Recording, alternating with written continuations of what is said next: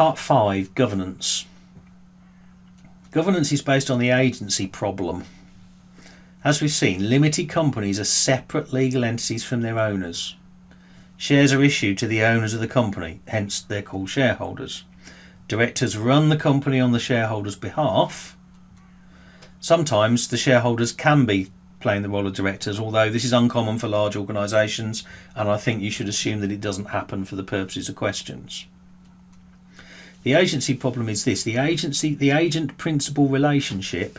The agent is appointed to act on behalf of the principal.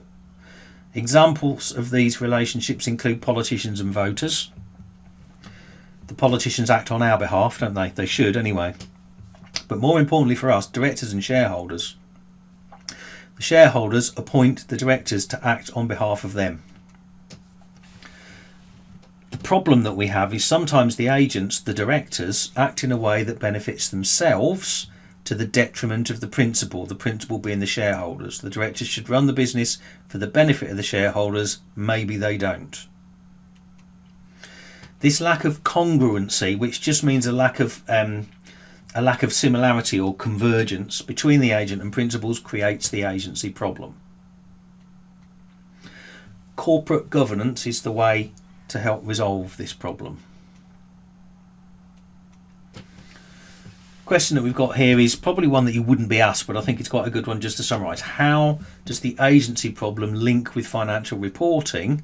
Remember, directors control the company, shareholders own the company.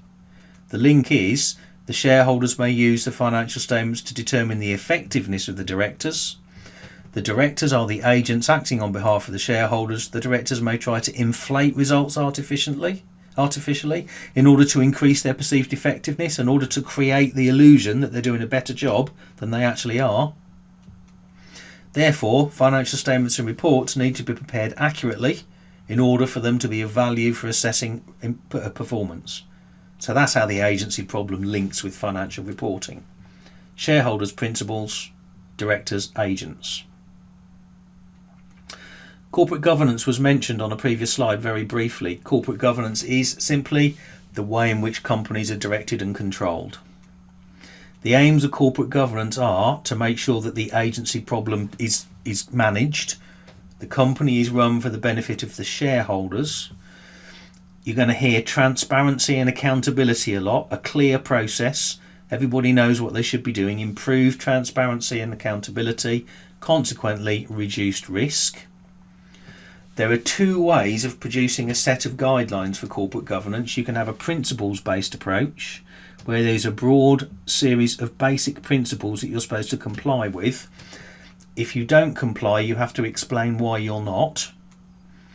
And that is what the UK Corporate Governance Code does. It's a principles-based approach. The alternative, which the UK does not use, is a rules-based approach, where you have a set of really, really specific rules that are probably very, very detailed, and they must be abided by. The US Sarbanes-Oxley Act does that.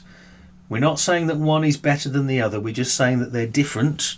The principles-based approach allows and actually almost encourages people to use judgment, and judgment is not a bad thing as long as it's used in the right way. The rules-based approach requires no judgment to be used. You just go yes, no and tick boxes.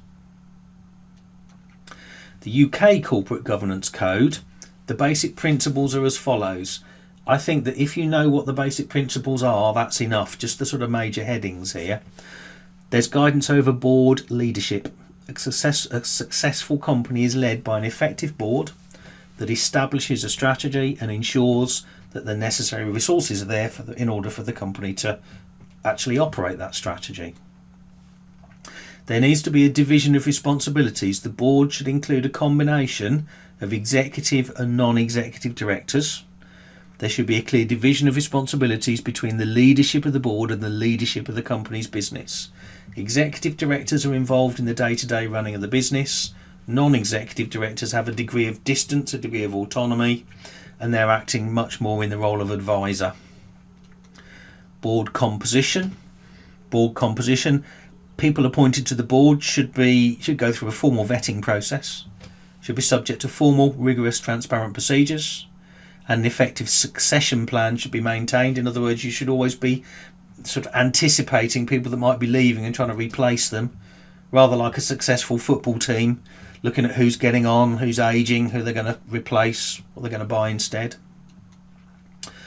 So board leadership, division of responsibilities, board composition, audit risk and internal control. The board should manage the risk process, the risk management process. Okay, so the board should establish procedures to manage risk, oversee the control framework, determine and identify the nature of the risks that a company is willing to take in order to achieve its objectives.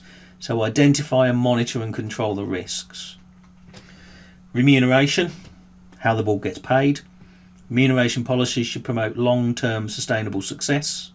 Remuneration should be linked to delivery. Okay, so if a company achieves its objectives, you would expect the people running the company to be paid a little bit more. So board leadership, division of responsibilities, composition, audit risk, internal control, remuneration are the main areas of corporate governance. So make sure that you learn those. A little bit more on the directors. The main objective of a director is to maximise shareholder wealth. It is not to maximise their own wealth. Each country has legislation and regulations that cover the responsibilities of directors. In the UK, these responsibilities are covered by the Companies Act. Some of these responsibilities include exercising independent judgment. Judgment is a good thing to use as long as it's reasonable and balanced. Exercising independent judgment and reasonable skill, avoiding conflicts of interests, not accepting bribes, promoting the success of the company. In other words, all of those go back to the top one, don't they? The main objective of a director is to maximise shareholder wealth. Regulations across the world are likely to have similar responsibilities for directors in other areas, in other geographical areas. Directors are responsible for preparing the financial statements. The Companies Act 2006 also states that directors of every company must prepare the accounts for each of its financial years. The Act also states the accounts must be prepared in accordance with an accounting framework, such as, well, we mentioned GAAP earlier, didn't we? Generally Accepted Accounting Principles, or IFRSs. The directors don't actually do this. They delegate it to somebody else, to a financial expert who is employed by the company to produce the financial statements. There might be a finance director that has overall responsibility. However, it is jointly the responsibility of all of the company's directors to prepare financial statements. They will just make sure that an expert does it for them. Directors must also approve the accounts, and if they think that the accounts are wrong, they shouldn't approve them. This is all back to using judgment and skill reasonably. So the directors will approve the accounts, but they must not do so if they feel the accounts do not actually reflect the actual view of the company's assets and liabilities, position, profit and loss. So if they know that the financial statements do not give a true and fair view, they are duty bound to say so, and they can't approve the accounts in that set of circumstances. So make sure, as far as the agency relationship is concerned, that you know who the agent is, who the principal is. Make sure you know the main provisions of the Corporate Governance Code, those 5 things we said on a previous slide, and make sure you know what the director's responsibilities are.